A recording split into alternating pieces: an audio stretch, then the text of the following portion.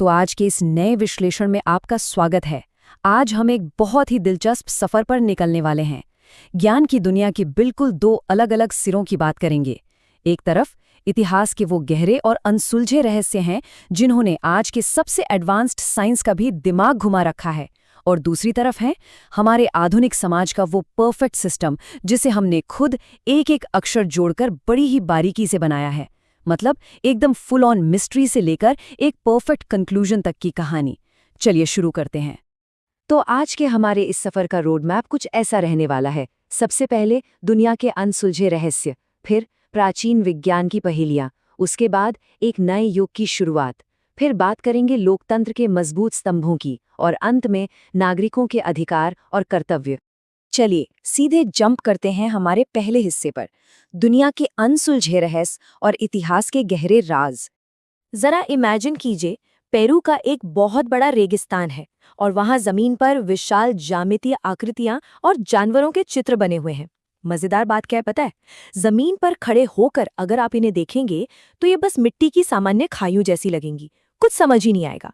लेकिन 1930 के दशक में जब पहली बार इनके ऊपर से हवाई जहाज गुजरे, तब जाकर असलियत सामने आई। 300 से भी ज्यादा एकदम परफेक्ट आकृतियां। अब सवाल ये उठता है कि जब उस जमाने में कोई ड्रोन या हवाई तकनीक थी ही नहीं, तो ये बनाई किसके लिए गई थी? क्या ये कोई खगोलीय कैलेंडर थे या आसमान से किसी को कोई सिग्नल देना था? आज तक कोई नहीं जानता। 600 ये कोई रैंडम नंबर नहीं है, बल्कि इटली से मिली एक बहुत ही अजीबोगरीब किताब वॉयनिक मैन्युस्क्रिप्ट की उम्र है। ये 600 साल पुरानी किताब सच में एक ऐसा सिरदर्द है ना, जिसे दुनिया का कोई भी एक्सपर्ट सॉल्व नहीं कर पाया है। इसके नियम दुनिया की किसी भी भाषा या सभ्यता से मैच नहीं करते, और तो और इसमें ऐसे पौधों के चित्र बने हैं जो धरती पर एग्जिस्ट ही नहीं करते। आज के जमाने के सबसे स्मार्ट एआई और दुनिया के बेस्ट क्रिप्टोग्राफर्स भी इसका कोड क्रैक करने में फेल हो गए हैं।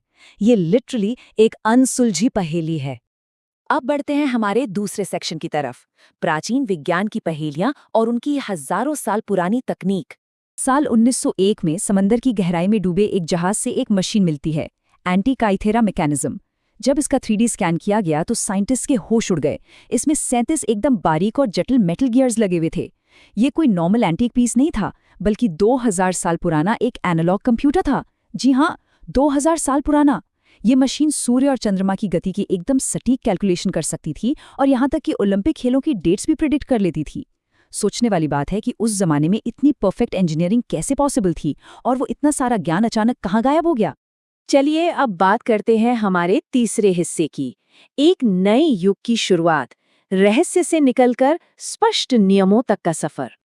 तो अभी तक हमने देखा कि इतिहास कितना अस्त व्यस्त और रहस्यों से भरा हुआ था, लेकिन जैसे जैसे सभ्यता आगे बढ़ी, हमने इस अराजकता को एक स्पष्ट व्यवस्था में बदलना शुरू कर दिया। इस कंट्रास्ट को देखिए। एक तरफ हमारे पास वॉयनिक मैन्युस्क्रिप्ट है जिसे कोई पढ़ ही नहीं सकता, सब कुछ हवा में है, और दूसरी तरफ है मानव इतिहास का सबसे स्पष्ट, सबसे डिटेल्ड डॉक्यूमेंट, भारत का लिखित संविधान। यहाँ आकर ज्ञान रहस्य से बाहर निकलता है और एक परफेक्ट सिस्टम में बदल जाता है। ये दुनिया का सबसे व्यापक संविधान है जहाँ कुछ भी गेस वर्क के लिए नहीं छोड़ा गया है, सब कुछ एकदम क्रिस्टल क्लियर। और इस नए सिस्टम को बनाने में कोई जल्दबाजी नहीं की गई। 1946 की कैबिनेट मिशन योजना से इसकी शुरुआत हुई। इस ड्राफ्ट को तैयार करने में पूरे 2 साल, 11 महीने और 18 दिन लगे। मतलब आप सोच सकते हैं कि इसके एक एक शब्द पर कितनी गहरी चर्चा और बहस हुई होगी। फाइनली 26 नवंबर 1949 को इसे अपनाया गया और 26 जनवरी 1950 को इसे पूरी तरह से लागू कर दिया गया। ये बस कोई रूल बुक नहीं थी, ये एक पूरे राष्ट्र के भविष्य का ब्लूप्रिंट था। 389 ये नंबर इस पूरे प्रोसेस के स्केल को दर्शाता है। कैबिनेट मिशन योजना के तहत संविधान सभा के लिए 389 मेंबर्स का प्रपोजल रखा गया था। अब आप खुद सोचिए, इतने सारे अलग अलग बैकग्राउंड, अलग अलग विचारों वाले लोगों का एक साथ एक कमरे में आना और एक इतनी डिटेल्ड रूल बुक पर सहमत होना, ये अपने आप में एक बहुत बड़ी ऐतिहासिक अचीवमेंट है। अब आते हैं सेक्शन 4 पर, लोकतंत्र के मजबूत स्तंभ और हमारे शासन का सुदृढ़ ढांचा। हमारे संविधान निर्माताओं ने बहुत स्मार्टली काम किया। उन्होंने पहिए का दोबारा आविष्कार करने के बजाय दुनिया भर की बेस्ट प्रणालियों को स्टडी किया और जो हमारे लिए एकदम सही था उसे अपना लिया। जैसे ब्रिटेन से हमने संसदीय प्रणाली ली, तो अमेरिका से मौलिक अधिकार और महाभियोग यानी इम्पीचमेंट का प्रोसेस लिया। इसी तरह जर्मनी से इमरजेंसी पावर्स का कॉन्सेप्ट और रूस से मौलिक कर्तव्यों का आइडिया लिया गया। इसे आप दुनिया भर के बेस्ट गवर्नेंस फीचर्स का एक मास्टर क्लास कह सकते हैं। लेकिन इस पूरे सिस्टम में पावर का बैलेंस बनाए रखना भी तो जरूरी था ना, इसीलिए संसद को 2 हिस्सों में बांटा गया। पहला लोकसभा यानी निचला सदन, जहां सदस्यों का कार्यकाल 5 साल का होता है और न्यूनतम आयु 25 वर्ष है, और दूसरा राज्यसभा यानी उच्च सदन, जहां कार्यकाल 6 साल का होता है और न्यूनतम आयु 30 वर्ष है। सबसे खास बात यह है कि राज्यसभा एक स्थायी सदन है जो कभी पूरी तरह से भंग नहीं होता। ये पूरा स्ट्रक्चर इसलिए बनाया गया है ताकि देश का कोई भी बड़ा फैसला जल्दबाजी में न लिया जाए, हर चीज पर चेक इन बैलेंस हो। फाइनली आते हैं हमारे 5वें और आखिरी हिस्से पर, नागरिकों के अधिकार और उनके कर्तव्य। एक अच्छा और सुव्यवस्थित समाज सिर्फ अधिकारों की मांग करने से नहीं चलता, वहां जिम्मेदारियों का भी एक परफेक्ट बैलेंस होना चाहिए। अगर हम नंबर्स की बात करें तो भारतीय संविधान हमें 6 मौलिक अधिकार या फंडामेंटल राइट्स देता है, लेकिन इसके साथ ही ये हमसे 11 मौलिक कर्तव्यों यानी फंडामेंटल ड्यूटीज की उम्मीद भी करता है। ये हमें याद दिलाता है कि हमारा सिस्टम तभी अच्छे से काम करता है जब हम अपने अधिकारों के साथ साथ अपनी जिम्मेदारियां भी निभाएं। चलिए इनमें से कुछ बहुत ही पावरफुल अनुच्छेदों पर एक नजर डालते हैं। जैसे अनुच्छेद 17, जो छुआछूत या अस्पृश्यता को पूरी तरह से खत्म करता है। ये सामाजिक न्याय की दिशा में सच में एक बहुत बड़ा गेम चेंजर था।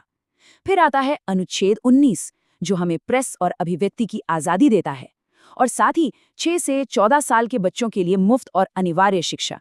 ये सिर्फ कागज पर लिखे शब्द नहीं है यार, ये वो टूल्स हैं जो जमीन पर समाज को बदलते हैं और इंडिविजुअल ग्रोथ की नींव रखते हैं। लेकिन इन अधिकारों का क्या ही फायदा अगर कोई इन्हें आपसे छीन ले और आप कुछ कर ही ना पाएं। इसीलिए डॉक्टर B.R. अम्बेडकर ने संवैधानिक उपचारों के अधिकार यानी अनुच्छेद 32 को संविधान का हृदय और आत्मा कहा था। ये वो पावर है कि अगर आपके अधिकारों का हनन होता है तो आप सीधे सुप्रीम कोर्ट का दरवाजा खटखटा सकते हैं। बिना इस कानूनी बैकअप के बाकी सारे अधिकार बस एक दिखावा बनकर रह जाते। तो इस पूरे विश्लेषण के अंत में एक बहुत ही गहरा सवाल सामने आता है। हमने शुरुआत उन प्राचीन हस्तलिपियों और आकृतियों से की थी जिन्हें आज हम डिकोड करने के लिए अपना सिर खुजा रहे हैं, और आज हम ऐसे युग में हैं जहां हमारे पास एक इतना विस्तृत, स्पष्ट और व्यवस्थित संविधान है कि कुछ भी रहस्य नहीं है, सब कुछ डॉक्यूमेंटेड है। लेकिन जरा सोचिए, आज से हजारों साल बाद जब भविष्य की पीढ़ियां हमारे इस सुव्यवस्थित युग को देखेंगी, तो ऐसी कौन सी चीजें होंगी जिन्हें समझने या डिकोड करने में उन्हें भी पसीने आ जाएंगे। मानव ज्ञान का ये स्पेक्ट्रम ऐसे ही नए रहस्य और नई व्यवस्थाएं बुनता रहेगा। इस चर्चा में मेरे साथ जुड़ने के लिए आपका बहुत बहुत शुक्रिया।